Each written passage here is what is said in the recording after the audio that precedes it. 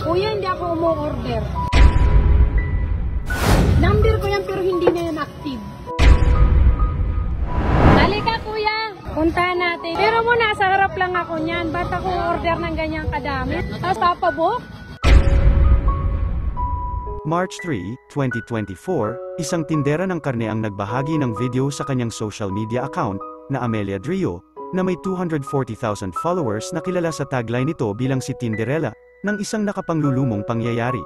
Isang delivery rider kasi ang dumating sa pwesto nito, dala-dala ang order na nagkakahalaga ng 2,000 piso na para sa 7 katao, na nakapangalan naman sa kanya, maging ang ginamit na person to contact para sa naturang food delivery, ay ang numero nito, na ayon kay Tinderella, ay hindi na umano active dahil nagpalit na ito ng number dahil nagsisimula na rin itong makatanggap ng mga hindi magagandang mensahe mula sa numerong yun. Ayon kay Tinderella, bago pa dumating ang naturang rider na may dalang order na nagkakahalaga ng 2,000 pesos, ay may nauna ng rider ang dumating na hindi din ito in order ngunit nakapangalan at naka-indicate din ang numero nito sa halagang 1,500 pesos, sa pareho ding araw na yon.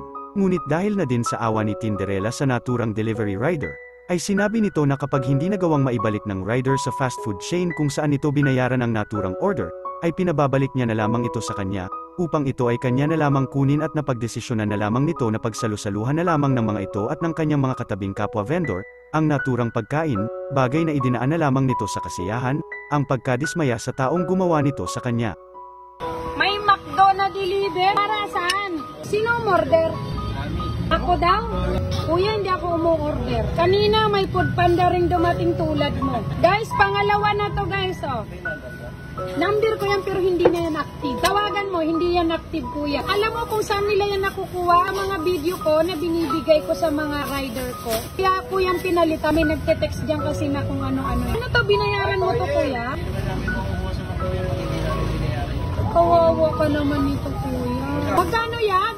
2,000? O sige, pag hindi na lang bumalik ka sa akin ha. O sige, pakakain natin yan dito. Basta nag-order! Eh, gusto nyo ba ng McDo? Bandito, gusto nyo ng McDo? Eh! Ilang araw matapos makatanggap ng 2 magkasunod na fake booking si Tinderella, ay nito lamang muling March 7, 2024, ay muli na naman itong nakatanggap ng order mula naman sa isang fast food chain na nasa tapat lamang ng kanyang pwesto sa halagang halos 3,000 piso. Sa pagkakataong ito, ay sinamahan na ni Tinderella ang naturang rider sa fast food chain na katapat lamang nito upang patutuhanan na hindi siya ang umorder ng ganoon kalaking halaga at ganoon karami, sa kabila ng kung nanaisin naman itong kumain sa naturang fast food chain ay maari naman itong personal na lamang na bumili dahil nga katapat lamang naman ito ang kanyang pwesto.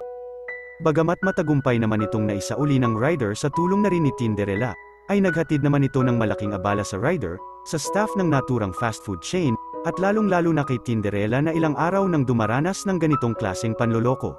Yan daw! Tapos ako daw nagpa-order. Pag ba ako magpapa-order, lapit-lapit ko lang. Tingnan ko nga. Ay, Diyos ko, ang dami. 3,000.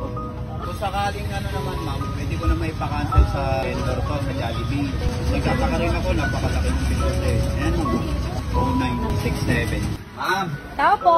Ma'am, ano to, fake booking to ma'am. Ito si may-ari po doon ng pwesto. Hindi ako umorder niyan, be. Kinontak niyo ba yung number niyan? Pwede ba malaman kung sino nag-order niyan, be? Kasi 3 beses na yan ginawa eh. Maliit lang naman yung bigaw. Less than 50.